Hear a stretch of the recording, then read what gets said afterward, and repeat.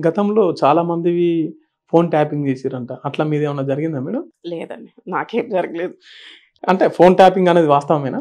లేదు. 100% మొన్న సిట్ మీకు ఏం ప్రూఫ్స్ ఆధారాలు దొరకలేదని వాళ్ళే స్టేట్‌మెంట్ ఇవ్వడం జరిగింది. పగలగొట్టిర్రటగా. హార్డ్ డిస్క్‌లన్నీ పగలగొట్టిర్రంట కదా! ఇప్పుడు ఒకటి నేనేమంటున్నాను, మీరు నిందలు వేయాలంటే చాలా రకాలుగా నిందలు వేయొచ్చు. నిందల్ని ప్రూవ్ చేయడమే గదా ఇంపార్టెంట్. ఇప్పుడు మీరు పిలిచారు. ఆయన ప్రతి ఒక్క పిలిచిన ప్రతిసారి కేటీఆర్ గారు వచ్చి మీకు ఏం సమాధానం చెప్పాలో సిట్ కానీ దేనికని సమాధానం చెప్పాలో చెప్తూనే ఉన్నారు. కాబట్టి దాంట్లోని ఆధారాలు తీయడం బాధ్యత వాళ్ళది. వాళ్ళ ఆధారాలు చూపించలేను. ఈ రోజు వరకు కూడా ఏ ఆధారాలు చూపించలేదు. ఫోన్ ట్యాపింగే కాదు, ఈవెన్ ఏదైతే ఫార్ములా ఈ రేస్ కార్ రేస్ ఉందో దాంట్లో కూడా ఏసీబీ వాళ్ళు పిలిచారు. ఏసీబీ వాళ్ళు కూడా కోఆపరేట్ చేశారు. కోఆపరేట్ చేసి ఎళ్లి చెప్పాల్సిన సమాధానం చెప్తూనే ఉన్నారు. మరి వాళ్ళు ఏం ప్రూవ్ చేయలేదు. అసలు కరప్షన్ ఎక్కడ జరిగింది? అది కూడా ఏం ప్రూవ్ చేయలేదు. ఇట్లా విచారణ జరుగుతుంది. ప్రూవ్ అయితే అవ్వట్లేదు కదా! ఎన్ని సార్లు విచారణ చేస్తారు? విచారణలో కనీసం ఒక్క 1% అయినా క్లూ అయినా 1% అయినా మీకు బయటకి రిలీజ్ చేయాలి కదా! ప్రెస్‌కి రిలీజ్ చేయాలి. పబ్లిక్‌కి రిలీజ్ అవ్వాలి. సరే, విచారణకి కోఆపరేట్ చేయడానికి ఏ రోజైనా కేటీఆర్ గారు సిద్ధంగా ఉన్నారని చెప్పారు. ఏ రోజు వాళ్ళు పిలిచినా కూడా వాళ్ళు వెళ్తూ ఉన్నారు. మీ విచారణ కంప్లీట్ అయ్యాక మీకే తెలుస్తది కదా! ఏదో నిజాలో ఏవో అబద్ధాలో. నిందలనేవి ఏస్తూనే ఉంటారు. నేనేం చెప్తున్నా, మాక్సిమం మంచి జరిగిన చోట కంపల్సరీ నిందలుంటాయి. మీరు ఇందాక అన్నారు గదా! నా మీద అలాంటి నిందలే నడుస్తూ ఉంటాయి. మంచి చేసే వాళ్ళకి కంపల్సరీగా ఆ నిందలనేవి తప్పవు. కవిత గారు నిజంగానే కొత్త పార్టీ పెట్టబోతున్నారా మేడం? లేదండి. 100% మాకు తెలిసింది గాదు. 100% వాళ్ళు ఏం పెట్టరు. ఎందుకంటే వాళ్ళంతా ఒక సిస్టమాటిక్‌గా పెరిగిన వాళ్ళు. మాకు కనిపించింది. మేము దగ్గరలో చూసిన దాన్ని బట్టే నేను చెప్తున్నాను. ఏదైనా చిన్న చిన్న డిస్టర్బెన్సెస్ జరుగుతాయి. ఎవరి ఫ్యామిలీలోనైనా జరిగేవి జరుగుతూ ఉండుండొచ్చేమో. అది గూడా మాకు తెలీదు గానీ చెప్తున్నా. కానీ వాళ్ళు 100% కవిత గారు ఇలాంటి స్టెప్ తీసుకోరు. ఏదైతే జాగృతి అని మీరు అనుకుంటున్నారో, జాగృతి అనే సంస్థ ఆవిడ ఫస్ట్ నుంచి గూడా పెట్టడం నిజంగా వీళ్ళు అంటే ఈ కుటుంబంలో ఈ ఘర్షణలు జరుగుతున్నాయా మేడం? వాస్తవమేనా బయటకొచ్చేటివి? లేదన్న. నేనేమంటున్నాను, ఇవన్నీ బయట పొలిటికల్‌గా ఏ కుటుంబం కొట్టుకోదండి. ఫస్ట్ ఆఫ్ ఆల్ అది చాలా తప్పుగా. ఎందుకు కొట్టుకోదు? మన ఆంధ్రాలో చూస్తున్నాం కదా మనం.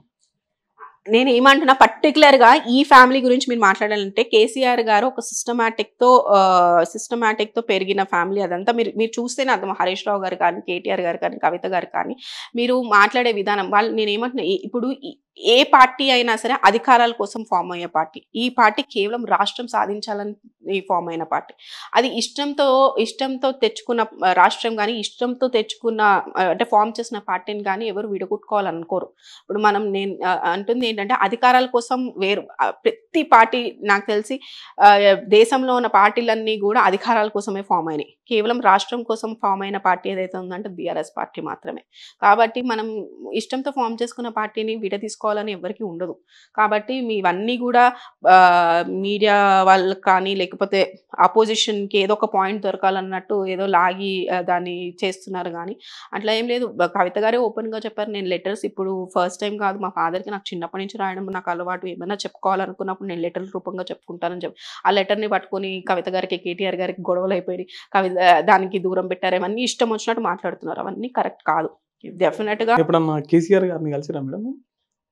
మా అధికారంలో ఉన్నప్పుడు కలిసాము. అంటే మా పార్టీ అధికారంలో ఉన్నప్పుడు కలిసాం. సొంత కూతుర్ని కలవలేరు. సొంత కూతురే ఉత్తరాలు రాస్తది. అలా కాదండి. There is some system. Basically కొన్ని టైం అంటే ఒక చిన్నప్పటి నుంచి మాట్లాడే విధానం ఉంటది. ఇప్పుడు ఫాదర్ అంటే is the head of the family. డెఫినిట్‌గా కొన్ని ఫ్యామిలీస్, ఇప్పుడు నేను మా ఫాదర్‌తో చాలా క్లోజ్‌గా ఉంటా. Is like friend to me.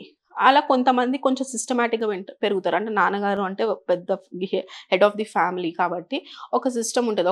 ఒక లైన్ ఉంటది. ఆ లైన్ మేబీ నేను అనుకోవడం ఒక లైన్ ఉంటది. ఆ లైన్‌లో మనం క్రాస్ అయ్యి ఫ్రీగా మాట్లాడే వాళ్ళు ఉంటారు. ఫ్రీగా మాట్లాడినోళ్ళు ఉంటారు. మనం గౌరవంతో ఆగిపోయిన వాళ్ళు ఉంటారు. సో, ఆవిడంతటా ఆవిడే చెప్పారు కదా! స్టేట్మెంట్ ఇచ్చారు కవిత గారు. ఏమనంటే, నేను లెటర్స్ ఇప్పుడు కాదు, నా చిన్నప్పటి నుంచి మా ఫాదర్‌కి రాయడం నాకు అలవాటు అని. ఏమన్నా చెప్పుకోలేని విషయాలు డైరెక్ట్‌గా మాట్లాడి, ఇప్పుడు ఆయన is not only head of the family, is head of the party. Party హెడ్‌గా ఉన్నప్పుడు ఆయనకి కొన్ని చెప్పుకోవాల్సిన విషయాలు డైరెక్ట్‌గా చెప్పుకోలేము. ఒక భయం అనేది ఉంటది. ఈ రోజు కూడా Maganti Gopinath guarantee, MLA guarantee మాకు ఒక భయం. కొన్ని విషయాలు మేము చెప్పుకోలేం డైరెక్ట్‌గా. దానివల్ల ఏం చెప్తామంటే పీఏల ద్వారానో, లేకపోతే ఎవరైతే అత్యధిక అనుచరులు ఉంటారో, దగ్గరోళ్ళు ఉంటారో వాళ్ళ ద్వారా ప్లీజ్ ఈ విషయం చెప్పండి అని చెప్తాం. అంతేగాని దాని అర్థం లెటర్‌లు రాస్తే కూతుర్ని దూరం పెట్టారని కాదు. లేకపోతే ఇదంతా అవాస్తవాలు కదా. ఎందుకంటే ప్రతిదానికి పాయింట్అవుట్ చేసి ప్రతీది మీరు బ్లేమ్ చేయాలనుకుంటే ప్రతీది బ్లేమ్ లాగానే కనిపిస్తుంది. తెలంగాణ రాష్ట్ర ముఖ్యమంత్రి ఎవరు మేడం? రేవంత్ రెడ్డి గారు. మీరు అంటే చాలా మంది గుర్తు పెట్టుకుంటలేదు. కనీసం మీకన్నా గుర్తుకుందా లేదని అడిగా. గుర్తున్నారు. ఎందుకు గుర్తుంటారంటే ఆయన చేసిన అరాచకాలు అట్లా ఉన్నాయి కాబట్టి గుర్తుంటారు. డెఫినిట్‌గా ఎందుకంటే ప్రజాపాలన అన్న పేరుతో ప్రజాక్షేత్రంలోకి వచ్చినప్పుడు ప్రజల్ని ఇంత ఇబ్బంది పాలు చేయకూడదు. ఏ ముఖ్యమంత్రి కూడా ఇట్లాంటి పనులు చేయకూడదు అనే అంత బాగా గుర్తుండిపోతారు. మీకు ఇంత మంచిగా మాట్లాడుతుర్రు కదా! కాంగ్రెస్ పార్టీ నుంచి ఏం ఆహ్వానం రాలేదా మీకు? లేదండి, రాలేదు. మాకు ఆయన వచ్చినా నేను తీసుకోవడానికి సిద్ధంగా లేను కానీ చెప్తున్నా, అట్లాంటిది ఏం రాలేదు. అవకాశాలు ఏం రాలేదు.